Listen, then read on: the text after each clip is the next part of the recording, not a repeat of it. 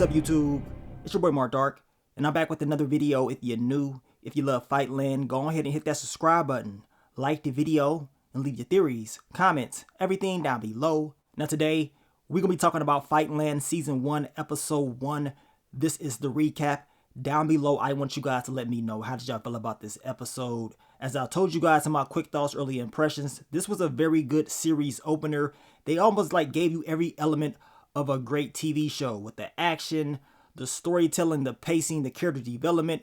Didn't waste any time at all as far as certain storylines and things to pick up. And I think this show is going to be a great show just based off this first episode. Of course, it is a boxing show. Y'all know I love the sport of boxing, and we already know this channel started out as a boxing channel, and then we turned into a TV review type of a channel. But man, I'm glad that we're getting a boxing show from your boy 50 Cent, and I think it's going to be a banger. But we going to hop right into it, y'all. Know what I'm saying? I'm still feeling the effects from that Raising Kanan episode. Make sure you checked out the Power Book 3 Raising Kanan Season 5 Episode 7 recap that I dropped. A crazy episode. I got a feeling these next 2 weeks going to be crazy in general. And after Raising Kanan ends, I'm definitely going to be way more locked in on Fightland, the characters, the story. You know what I'm saying? So more videos will be dropping about this show. Just make sure you guys tune in if you want to see more content. And you already know I got y'all. But let's hop right into it. What did we see in episode 1 titled, "The Only Round That Matters Is the Next One"? Now this episode starts out in Las Vegas, Nevada. And man, if you ever been to Las Vegas on fight night, it's a sight to see. It'd be so crazy. I mean, it'd be action-packed, people everywhere.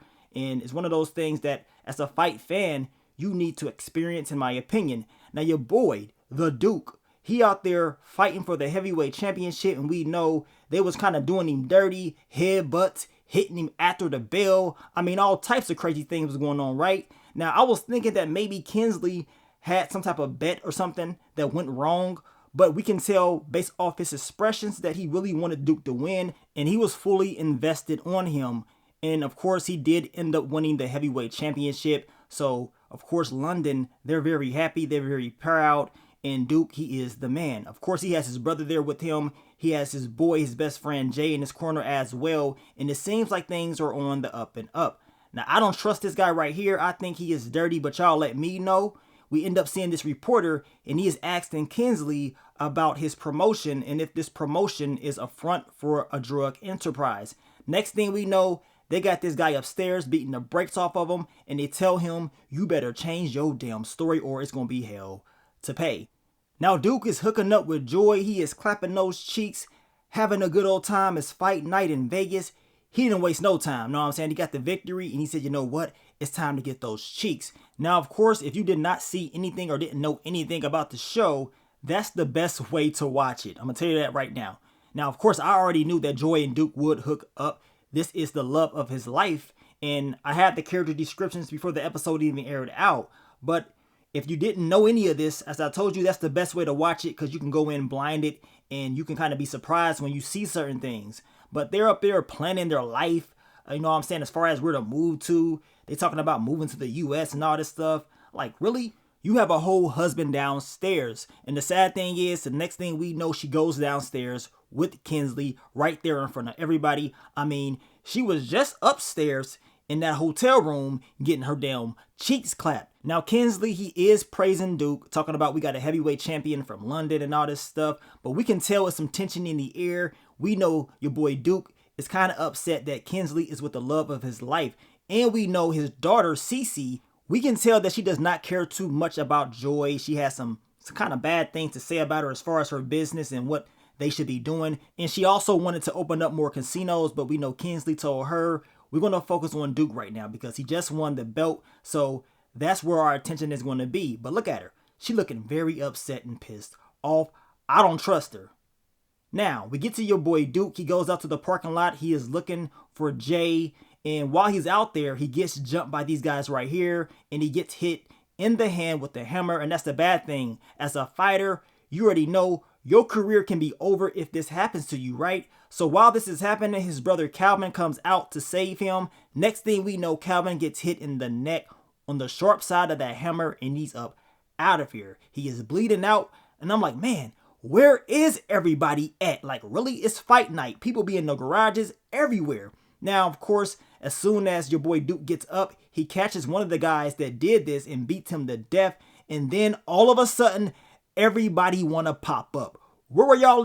Just that. Now you want to pop up when he beats the brakes off this guy. So, of course, this man has to serve 8 years in the Nevada prison. And I know he was pissed off and upset.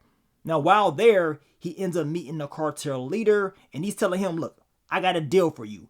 You help me out, I'll help you out. Now, they got the guy that actually killed his brother right here. Now, he tells Duke that they did this because he was sleeping with Kinsley Marshall's wife, right? Now, I still believe it's more to the story about this.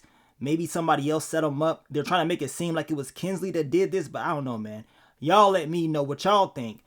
Now, Armando Rodriguez, he wants Duke to take this guy out. That's the first part of this whole deal. And he tells him if he does this, there's no going back. Now, Duke don't give a damn. He's like, okay, bet. I get to get revenge for this. This dude took out my brother, so that's easy work. But he also wants him to help him take down Kinsley Marshall and his drug operations because he wants to take over the London drug market. So that's exactly what Duke ends up doing. He shanks this guy and he gets him up out of there, right? So 6 months later, he is released. He's able to go back to London. Next thing we know, Kinsley Marshall, he is missing and we don't know where the hell he's at. Now, your boy Duke meets up with his best friend, Jay. Of course, Jay was kind of upset because of how everything played out. I mean, his best friend just did 8 years. Now, Jay, he also works at the gym. We know he was in Duke's corner at the fight, and we know he was a cut man. And it seems like he's been doing like some odd jobs. Now, we end up meeting Duke's father, Gary Gazer Kilroy, and he's kind of upset about what happened with Duke, but his description tells us that he used to have like an alcohol problem and it messed things up between him and Duke. But over these last 8 years, he has got things together and he used to be a fighter as well. But we can see the tension in the air between Duke and his father. Hopefully things get better between the two.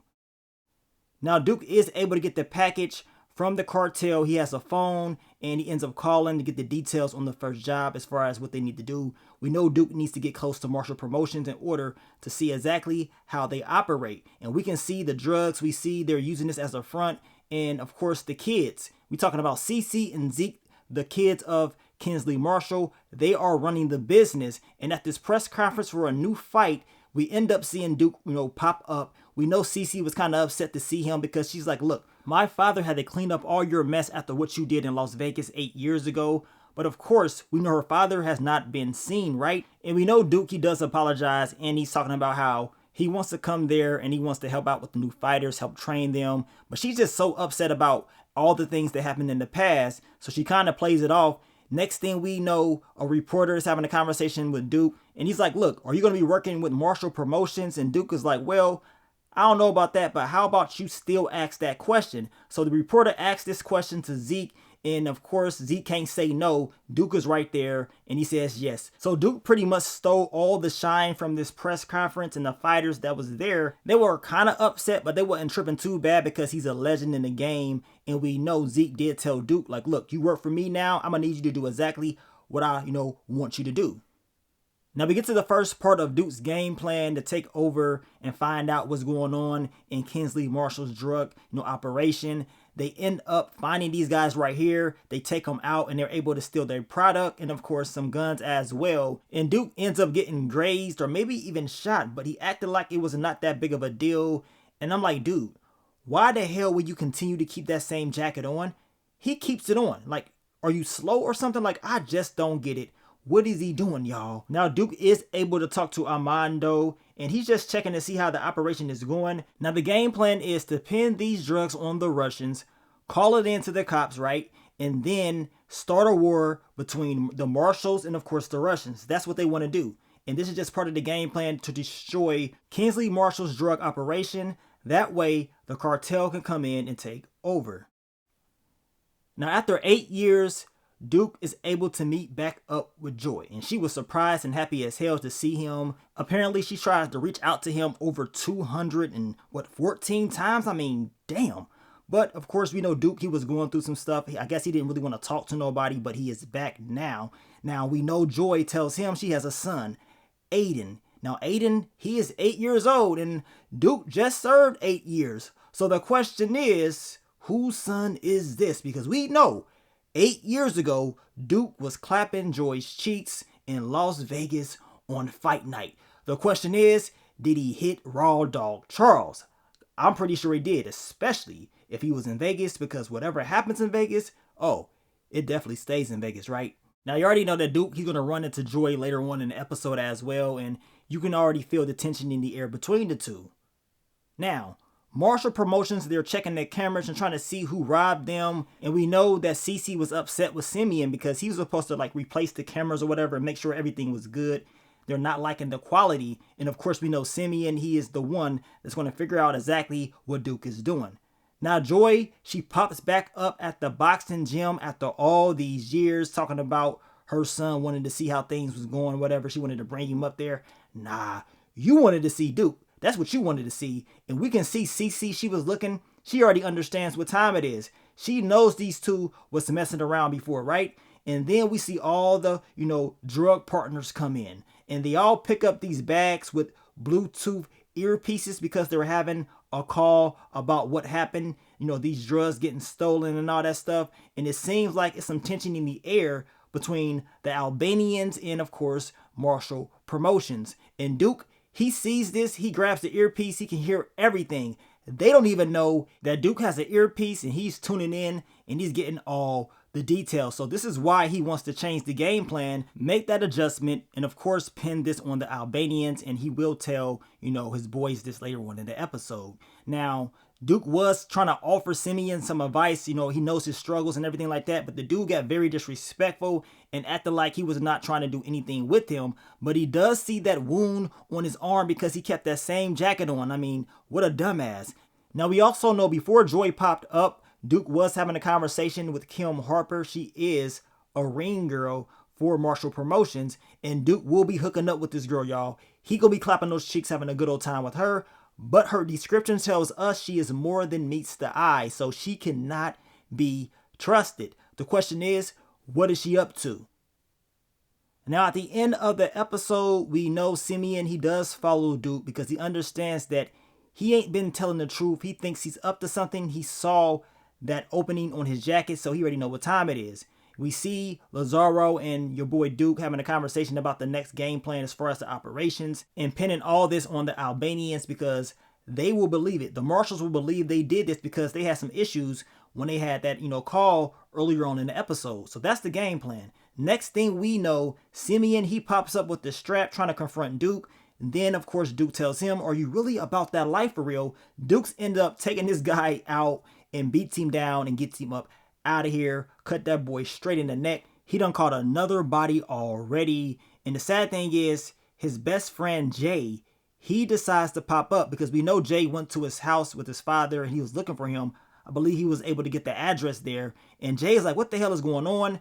Next thing we know, Lazaro, he pops up and he got the strap out. He's like, okay, so y'all need to tell me what's really going on, because he sees Simeon, he dead. He see Jay, he's sitting there and he is wondering, who the hell is this guy? So you better have some explaining to do, or it's going to be over for him and it's going to be over for you too. So you already know the cartel, they don't be playing around. And we know Simeon, he had like a recording device on him, so it ain't looking too good. But y'all know they going to be okay. And the whole game plan with this whole cartel thing and this war is to try to see if Kinsley Marshall is going to come and try to save his family, because they're going to need his help. But down below, I want you guys to let me know, how did y'all feel about this first episode? I mean, as I told y'all, man, this was a great series opener. It had good action, good story, good character development. The pacing of the show was, good in my opinion. And I'm eager to see what's going to happen next. Now, they did release like a this season trailer. I'm waiting for that episode 2 trailer to release. So once they do that, you already know I'm going to give you guys that what to expect video for that. So stay tuned. But I do want to thank you guys once again for all the love, all the support. It's looking like we may have another banger, y'all. So we going to see. But let me get up on out of here, man. It's your boy Mark Dark. I'm out. Peace.